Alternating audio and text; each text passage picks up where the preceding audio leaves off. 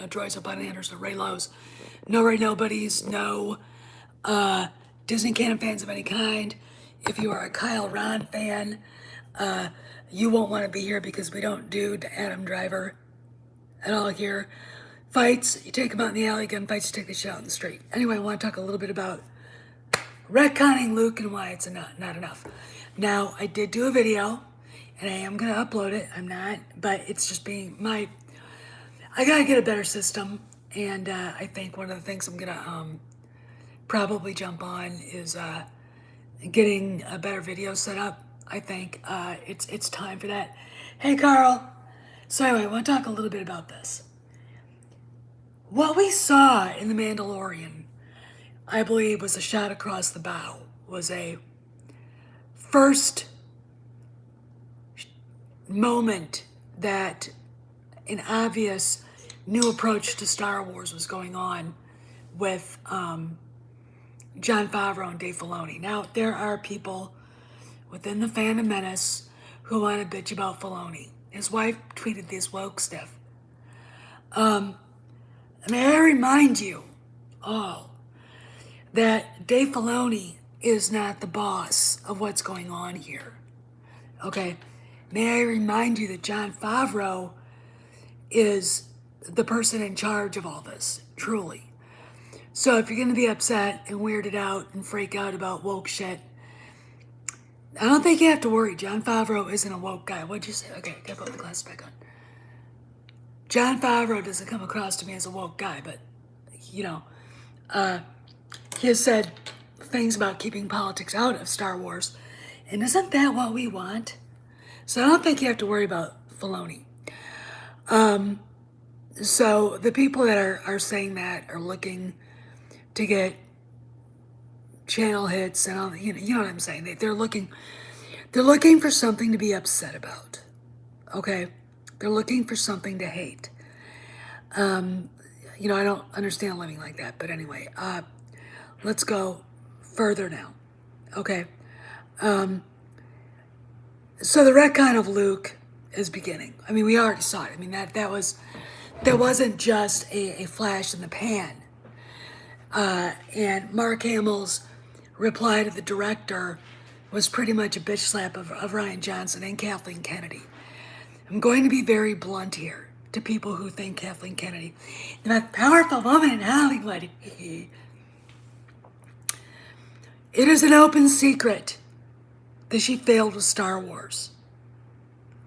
The reason why she's still at Lucasfilm right now is because no one wants to work with her. And COVID has changed skill sets. Her skill set is not streaming, okay? She's got her busy work, but she's not in charge of anything Favreau and Filoni are doing. They answer to Chapek and Iger, okay? But let's talk a little bit more. There's also obviously retcon happening at Galaxy's Edge. They're going to introduce the Mandalorian and dump Batu. Thanks be the Lord Jesus Christ. Finally, they figured it out. But let's talk about the retcon. Yes, that was the first instance of Luke being a retcon. Okay, that's the thing we have to remember. But the retcon can't stop with Luke. Okay, we can't just stop there. Watch my video. I'm going to talk a little bit about why, in order for it to work, all three heroes they all need to be fixed. And that is the bottom line. That is the thing. And I gotta tell Maze I'm on. Cute. That's really cute. Okay. Delete. All right. And that's the thing, is you can't have Luke being retconned and, the guy that we used to know, and then leave Han and Leia out of it. That doesn't work. So, we have to go further. The retcons have to go further, and they have to include Han and Leia. Why? You can't get, they all work together. There's the reason why I say this is because if you retcon Luke and then leave Luke, Han and Leia just whatever that was, you're still not fixing the problem. Okay. May I remind the Luke Skywalker fans before I get, hey Birdie, before I get further into the saving Han and Leia thing, is they fucked over Han Solo. Bad. They dragged him through the mud. They ruined him. They torched his corpse. Okay? Deliberately. Now, there are people out there who say, well, Harrison Ford wanted to leave. It is not that Harrison Ford wanted to leave. It is how he left. And may I tell you this, there's an interview somewhere, I saw it.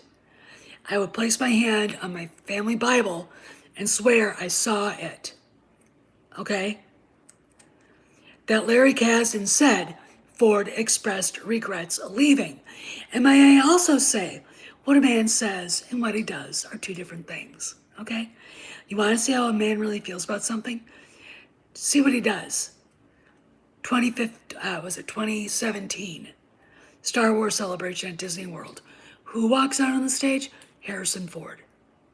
All right? Well, it's a 40th anniversary, he had to. Did he have to? No one expected to see him. Do you think he really hates the character that much? No, he doesn't. So please, before you start arguing with me, that's your disappointment in some made-up, pretend drama going on and not the reality. We don't really know the circumstances of why he wanted out so early, okay? And he didn't get what he wanted the first time. So they gave it to him in a very bad way. And it just, it didn't work and it was bad. And, I don't think that he would mind being, having the character retconned back to the way, here's the deal. You cannot take away what that character earned. Okay. I talked about the journeys of all three in the video that I made. You'll see it tomorrow as soon as I figure out how to get the damn thing loaded up here. I need a new system. Somebody wants to buy me a system to make videos with iMovie where I can actually upload my movies. That'd be great. Please, God, let's win the damn lottery. Anyway, here's the thing, okay? You have to understand that the hero's journey isn't just Luke in this. They all started in one place, okay? The problem with the ST is that no one really had a character arc. It could be actually argued that dipshit Muleface had one, but I mean, as WDW Pro and everybody else said, no one wants to go to Galaxy's Edge and see the guy who butchered Han Solo. All right. Oh, and prayers to go out to for JW Rinsler. He's a great guy.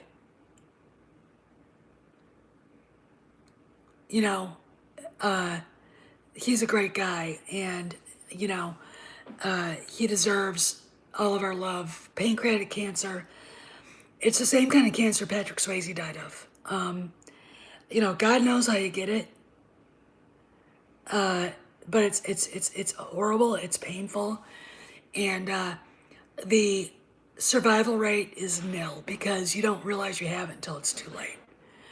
The thing about cancers is if you can get to them early, you have a pretty good shot at living a full life. All right. My sister Rose has had breast cancer twice, and she's in her 70s now. All right. And she got it the first time when she was 47. So there's a way of you can survive it. But anyway, let's go a little bit further on this. So anyway, you can't take away what they earned, the journey they were on. If you problem I have with the ST, the first off, is the way they treated Han and Leia. That relationship,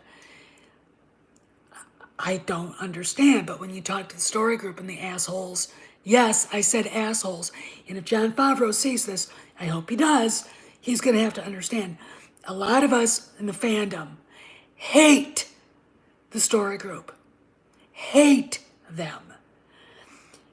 If you tell me it's just a movie, I'll say culture is upstream from politics. They knew perfectly well what they were doing, and they did it deliberately. Out of misandry, heterophobia, hating straight white males. The usual thing NPCs, SGWs run the gamut of, okay? They're just, the people that made the sequel trilogy, and I'm going to throw J.J. Abrams, no matter how nice he is, into this, are horrible people. Horrible, okay? Horrible. And they shouldn't have a seat at any table in Star Wars. But let's go back. Hero's journey, for all of them, they were adolescents in one way or another. Leia was, 18? Luke is 18, so they are adolescents. Han is 28. He's a so-called adult. But it's your maturity, how you live, what your priorities are. His priorities were himself, Chewbacca, and the Falcon. Okay? And, the different operations they would put on, and smuggling and gambling and sneaking in to steal shit and everything. Doing the things somebody in the underworld who is successful, by the way, had a reputation, would be doing. No thought about being a grown-up or having responsibilities. Grown-ups have responsibilities. Okay. They embrace the responsibilities. Luke's thing is he wanted adventure. He wanted to leave Tatooine and have adventure, but he couldn't because he was loyal and felt responsible to his family. Leia was single-minded in her pursuit of destroying the Empire. Okay, that's it. Very adolescent sort of things going on with these guys. And by the time you get to Empire Strikes Back is where the growing period really happened for all of them. Han takes responsibility for Leia's safety. Takes responsibility for taking care of her, which is what a grown-up man does, is it not? Luke wants to be a Jedi, goes off to search for Yoda, and goes to the training. His loyalty to Han and Leia, you could say it was his undoing, or not, depending. Leia doesn't exactly lose her single-minded pursuit of destroying the Empire, but she also grows as a woman. Her growing up period in this is not the same. All right, she's growing into her womanhood, which is a very different kind of thing. I've talked about this before, but her reaching into adulthood, her first steps, more have to do with her personal journey, and Han, and his personal journey, because his stepping into actually being a fully formed adult man has everything to do with Leia. He doesn't give a shit about the politics. He doesn't care about the alliance. What's one government compared to the other? They're still gonna fuck with him, right? Yeah, okay. I don't trust politicians, and I don't see that part of him changing. But what you do see is a realization that he loves this woman. He wants to protect her. He's going to do everything he can to do that. And when we get to Return of the Jedi, when she shows up to rescue him, and oh, by the way, this is a big, big thing here for all of them. Han never expected anybody to show up to save him. It's very, very obvious when you start looking at Return of the Jedi, the novel, when you look at the movie, when you look at a lot of the other things, compendiums that go along with it. It's one of the things that the assholes in the story group forget, is that the life he led before Luke and Leia was very, very, very different. People didn't look out for each other. There was no deep, abiding friendship. There was no true filial love. The only loyalty he really understood was from Chewbacca. That's it. All right? That is it. The only being that, he could trust to pull him out of a fire. And when Luke and Leia and Lando, who has to redeem himself, all right, after what he had done, when Lando shows up, and Leia, I mean, she might, and I'm sure in Han's mind, the last time he'd ever see her, all right, I'm sure the idea of her putting her life on the line and going to Jabba's palace to get him out was the farthest thing from his mind. But there she was in that scene. One who loves you, someone who loves you, she says to him.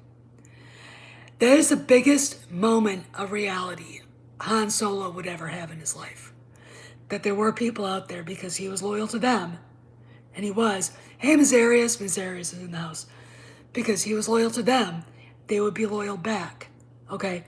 Luke would never allow his friend, the person who saved his ass when they blew up the first Death Star, the person who went out countless times to save him, including on Hoth, he would not let that person's oh yeah, Flipped Out is a great guy, you guys. I love this person. He is literally one of my favorite people on the planet. So welcome, Flip. I'm glad you're here. Luke wouldn't let that happen to Han without a fight. And you've got Leia, who isn't like any other princess. She's not in the tower weeping inconsolably. She's out there. She's going to get him back. Lando has to redeem himself. And there's, of course, Chewie. Okay. Who, is the one you could see coming. You're welcome, Flip. And this was a big deal for Han. So when you watch the Force Awakens, who is this guy? That's not Han Solo. That is not the Han Solo who volunteered to lead the strike force on Endor. And he didn't do it because he liked the Alliance. He did it for Leia. Okay? He did things for individual people. No, there isn't. No, there wasn't. Leia was out there kicking ass. And this was a step for her too. All right?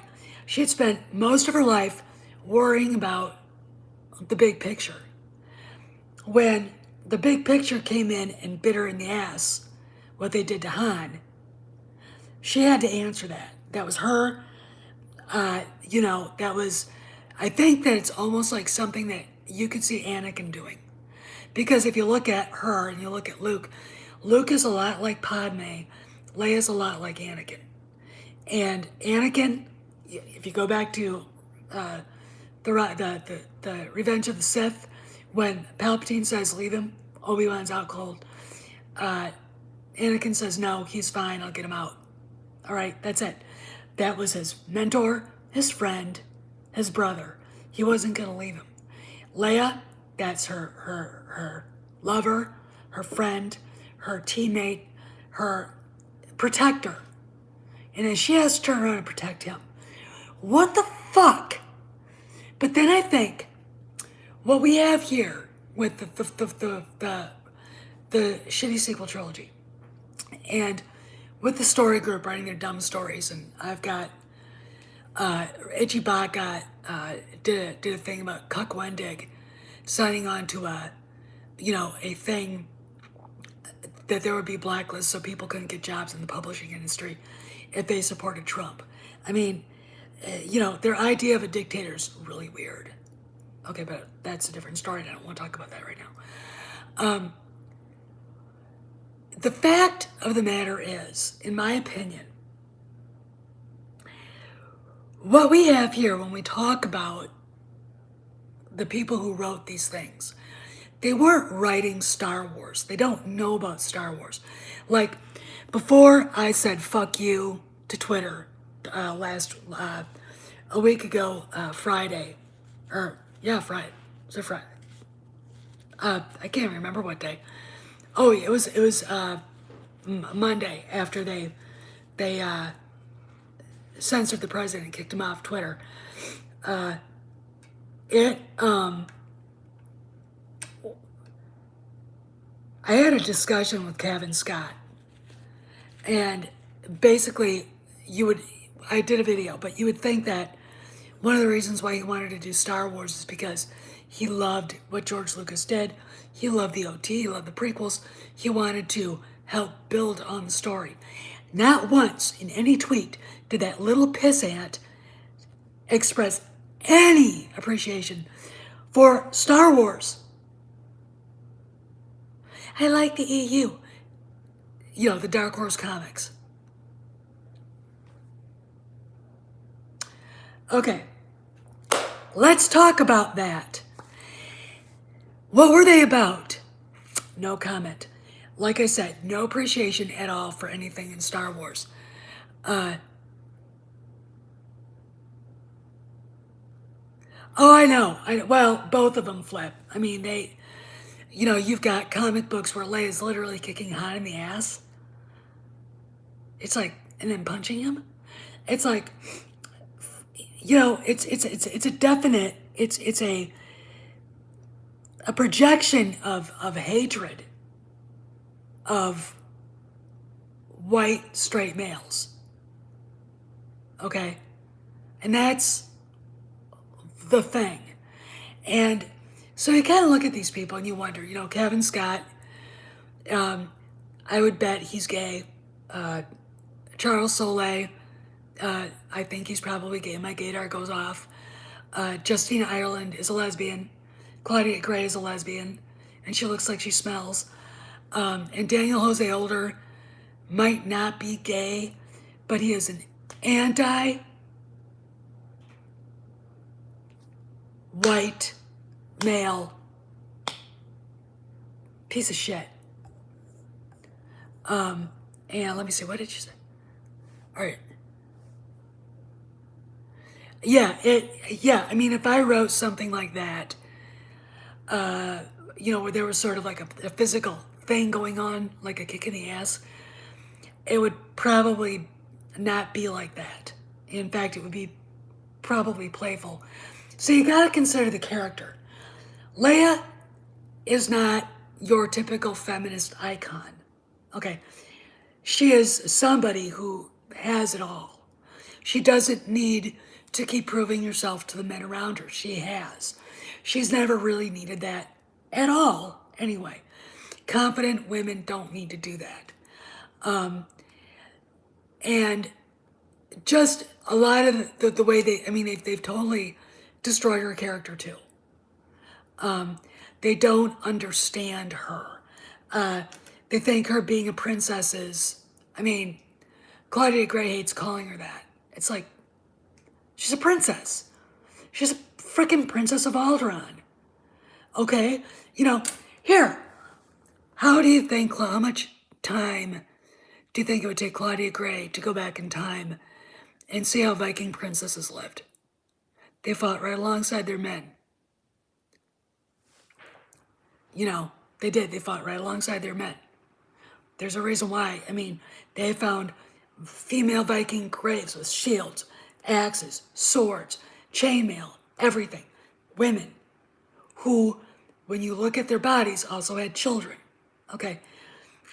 I kind of look at Leia like that. I don't, she doesn't need to be a third or fourth wave feminist icon because that's not the way she was written. All right. She's not that person. You know what I'm saying? And They didn't. They can't. They can't hijack her. In fact, I'm going to say this, okay? I think if Carrie Fisher was alive, that she would definitely have a lot to say about what's going on, especially the attacks on Han and Luke, okay? Because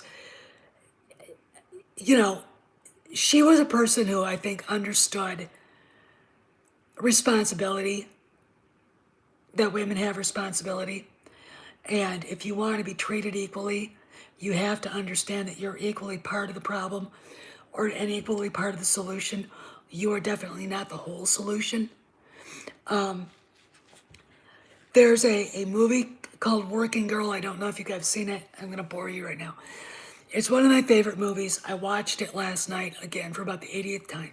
Harrison Ford, Melanie Griffith, Sigourney Weaver. And it is not that the protagonist female is, it was stupid. Protagonist female isn't because she's being held down because she's a woman. It's because she doesn't have the education, all right? She didn't go to Harvard. She didn't go to Wharton. She didn't go to Dartmouth, okay? She went to night school to get her business degree, right? She ends up working for a woman who went to Wellesley College. Who else went to Wellesley? Hillary Clinton, okay? And it's like, she's like one of us working for an entitled ass clown who is really an entitled ass clown. Anyway, she finds out her boss screwed her over getting a deal set up. So she pretends to actually be the person running the deal while her boss laid up with a broken leg, and hijinks and shenanigans happens. She meets Harrison Ford, and it's one of those movies that when you watch it, and Carrie Fisher actually was the script doctor in it, and you can see some of the lines that they came right out of her mouth. Harrison Ford basically telling her, and in a way that was really kind of witty and sort of, you don't dress like, you're dressed like a woman, not like a woman thinks a man would dress if he was a woman. That's a Carrie Fisher thing. And then, of course, referring to champagne as frog water.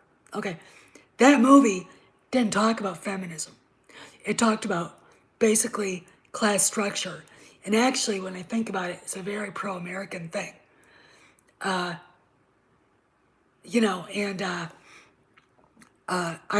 Because there isn't any class structure here. There's no reason why any of us should have to feel bad about going to I went to the University of Wisconsin La Crosse. I shouldn't feel bad about that. All right? None of you should feel bad about the colleges you went to, or the fact that you didn't go to college. And oh, by the way, a lot of you probably are better business people than the people running Wall Street. All right? We're talking about, though, the feminism and everything, and how Leia's retcon that they pulled on us was so bad. Like, Leia, Princess of Alderaan, there's no... again, this is Claudia Gray projecting herself and her weird crush on Carrie Fisher, which is...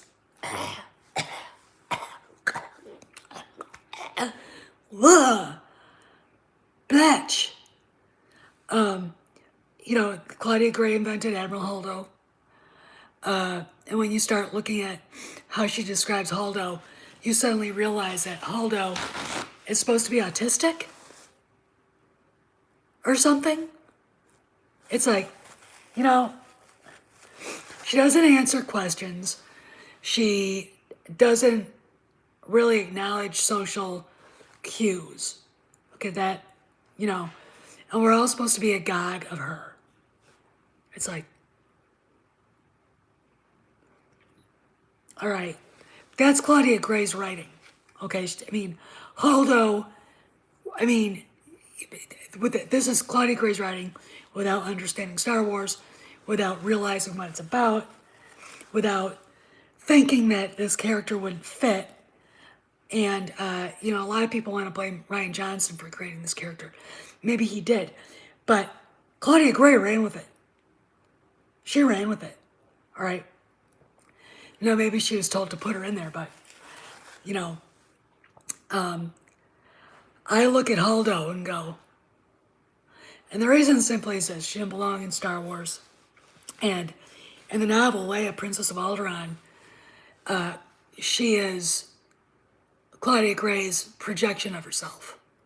All right, she's not a blue-haired land whale like Claudia Gray is. Have you guys seen the pictures? Oh! I forgot this. When that panel they had showed up, Claudia Gray's doing this. It's a Star Wars panel, and that cow is doing this. You know, I'm like, do you even understand the difference between Star Trek and Star Wars? You slob. She does. She looks like she smells. I don't care. She does. Anyway, and then of course you got Justine Ireland projecting her racism, her heterophobia in her part of the High Republic, and spewing, I would say Nazi hate speech all over Twitter. Of course, it's okay to do that on Twitter. If I turned around and went after her, I would be the one to get in trouble for defending myself. And if you complain about it, they ignore it. All right? And they wonder why Twitter's imploding.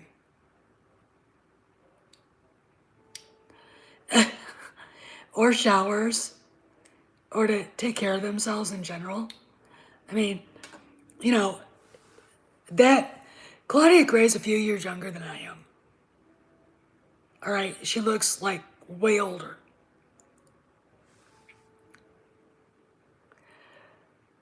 Oh, look, Carl, it's got more to do with these idiots went to college to get uneducated. They didn't. They went to college to get uneducated. They didn't learn anything. They didn't have the critical thinking skills to ask their professors questions like I did. I very proudly got thrown out of my Chinese history class after standing up and looking at that raging red-haired Nazi and leading the class and asking her, yeah, you're right, Ms. Arias, why she thought she should be talking so highly about Chairman Mao when he murdered 60 million people. She didn't like that. She didn't want anybody to know that. And I was sitting downstairs afterwards laughing with a friend of mine, and some of the kids came up after class and were like, I can't believe you did that. That was so awesome. Because everybody hated that professor. Everybody, because she was a cunt. Then I found out if for a guy to get an A, he had to sleep with her. True story. True story, by the way. But that was funny. But, it's all about projection. It's all about their feelings of insecurity, inadequacy, wrongs they thought were committed against them personally, not anything else, okay? It is, to me, really interesting when I think about these people that wrote the High Republic and the people that made this sequel trilogy. You look at Rian Johnson. He hates his parents. He basically admitted it, that he grew up in a very religious household, and I think he probably felt held back. I think he probably felt his parents didn't take him seriously, and the hate for his father just oozes from him like, drool out of Java's mouth. And it's like, so what you got, and I don't know what J.J. Abrams' problem is, but I mean, somebody could find out for me if J.J. Abrams got, his parents were divorced or something. That'd be really great. And as far as, Larry Kasdan helping write the Force Awakens script, the guy lost. Y'all bitch about Steven Spielberg.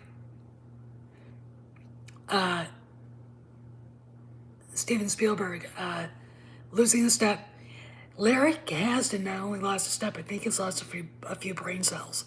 If he honestly thought that lazy ass fucking script was good, there's no thought behind it.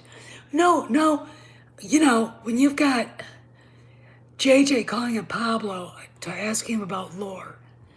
And it's like, if you are a fan of Star Wars, the way JJ said he was, maybe asking that guy about lore is a dumb idea.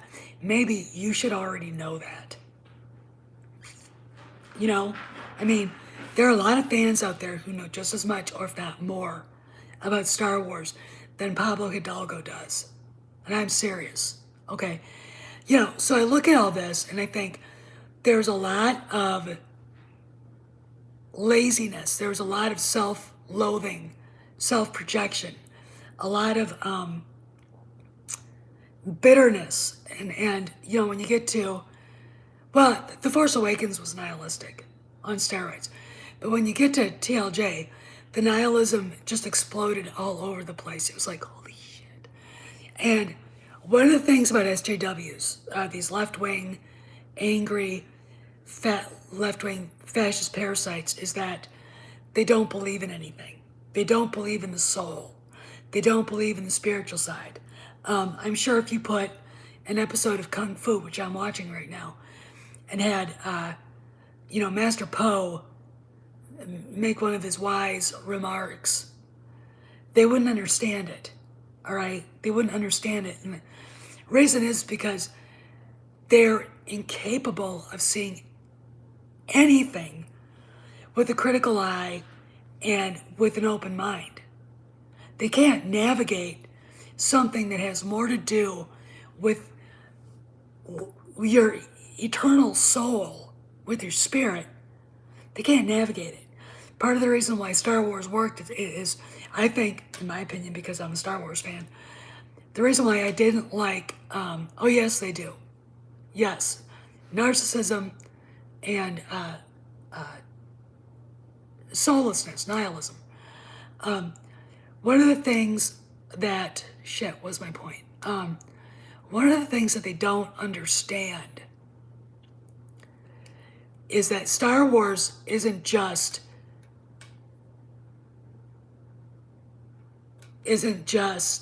a hero's journey, a physical A plus B equals C thing.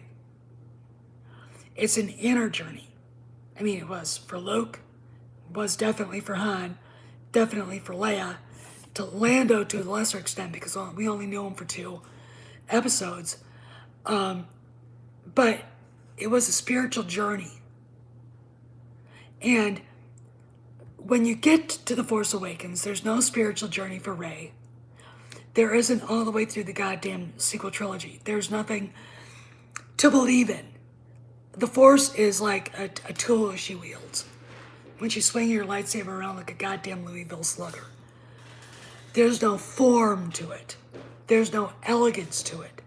There's no eternity touching time.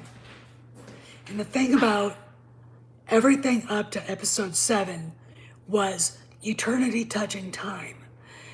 Anakin Skywalker's birth, it's sort of an allusion to Christ's birth. Shmi just got pregnant. Mary just got pregnant. It's literally the Force, eternity, piercing time. Okay? When you think about it that way, Star Wars suddenly becomes something way bigger than Star Trek. All right? It becomes something on a level of understanding. All right? When you look up at the heavens, you're not just seeing, billions of years. Yes, and that's what the Force is. And it's God. I mean, when you've got, I don't know if you guys noticed this, but the idiots who did the High Republic, one of the things the Jedi can control at this time is the Force. So I started laughing. My husband's like, what are you laughing about? And I told him, he goes, oh, they can control God now. I mean, I'm sure George Lucas is going, oh, for fuck's sake. And John Favreau's like, boy, I'm glad they're not bothering me. I mean, yeah, they can control the Force. Yeah. But when you realize what Anakin's birth really means, and you look back at the history of that's my dog, of the galaxy, you can see everything leading up to that point. Okay, Revan was a human male, born of a man and a woman. He was able to balance the dark and light. He understood both, but he wasn't Anakin.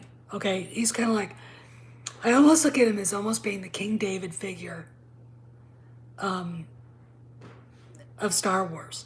You know, David was a man after God's own heart, yet he did some really awful things. He committed murder. He committed adultery. He lied. He did all kinds of human things. Okay, that's dark side, isn't it? I mean, think about it. But so when The Force Awakens was created, they didn't think about all that. They didn't think about what it meant. And when you look at the rumors about what George wanted to do, he wanted to bring the eternity and explain it in a very detailed micro level to explain how supernatural forces beyond our sight actually can manipulate the physical, the presence. You know, we like to say God created that this human being is born at the moment of conception. The soul is created. And when I think about what George was trying to do, I think it's kind of like in that way. Okay, there's nothing of that in any of this. You've got Jedi and the High Republic controlling the Force. That's hubristic and stupid. And it doesn't, even the Jedi at their most hubristic, at when Mace Windu is marching to go take out Palpatine. And you got, Kit Fisto walking around like, like he's a badass. Everybody else with him. The Jedi at their most hubristic would never think they could do that. Would never attempt to do that. That is a Sith thing. That is a Darth Plagueis thing. Okay? That is not a Jedi thing. All is as the Force wills it. Right? It's very well explained in Yoda's journey to figure out how to be a Force ghost. When he's literally talking to the wills. Alright? And, oh yes, please go buy that book. Go and buy any of them. And go to Barnes & Noble if you can. Don't use Amazon. I discontinued my Amazon Prime. And until they realize that they've broken, that they basically, attacked laws of the United States and the First Amendment, violated people's First Amendment rights, I'm not going back. All right. And I lost, if I wanted Amazon Prime again, it cost me over $100. But, you know what? I'd rather have my self-dignity than go, oh, well, anyway. Guys, I gotta go. But, again, like I said, it is time not just to retcon Luke now that they're doing it. They need to retcon Han and Leia and to remember their journeys too. Anyway, this is Steph signing out. See you around the galaxy.